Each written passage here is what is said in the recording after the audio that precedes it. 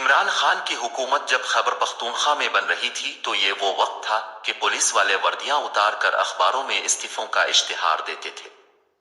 فوجی بغیر وردی، بغیر کٹنگ اور سرکاری گاڑیوں کے بغیر ہی صرف محفوظ رہ سکتے تھے۔ ملک کا کوئی چپا محفوظ نہیں رہا تھا۔ GHQ کو کئی گھنٹے محصور رکھ کر قیدی چھڑوائے گئے تھے۔ لا انفورسمنٹ والوں نے اپنی بلڈنگز کے آگے کئی کیلر کی سیکیورٹیز لگا رکھی ہوتی تھیں۔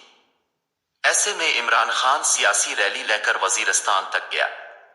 ہر ایجنسی کو جمہوریت کے راستے آزادی و خوشحالی کی راہ دکھا کر مین اسٹریم پالیٹکس کی طرف کھینچ لایا۔ اجڑے ہوئے ملک کے نوجوان کو خروج میں منزلیں تلاش کرنے سے بدظن کر کے پھر سے پاکستان کے مستقبل پر امید دلوائی اور پورے ملک کو زبان، رنگ، نسل اور قومیت سے اوپر اٹھا کر ان میں سیاست کے ذریعے مستقبل کا خواب دیکھنے کی تحریک برپا کر دی۔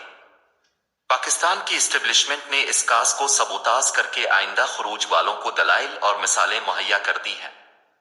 انہیں آج نوکری کی طاقت کے ضم میں سمجھ نہیں آ رہی کہ انہوں نے کتنا بڑا نقصان کر دیا ہے۔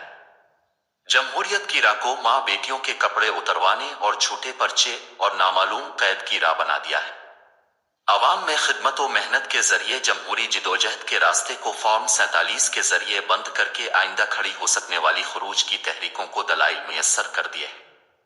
اب قوم کی اکثریت جناح کی موت سے لے کر آج تک کی ہر خرابی کو صحیح اور غلط ہر طرح کی دلیل پیدا کر کے ان میں دریافت کرنے لگی ہے۔ لوگ محفلوں میں بیٹھے ہوں تو شرم کے مارے بتاتے نہیں کہ وہ کس محکمے میں کام کرتے ہیں۔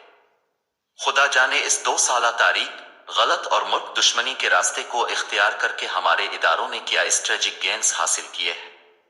معاشی طور پر اس دوران ملک کو جو نقصان ہوا ہے وہ اربوں ڈالرز اور ٹریلین روپے میں آتا ہے۔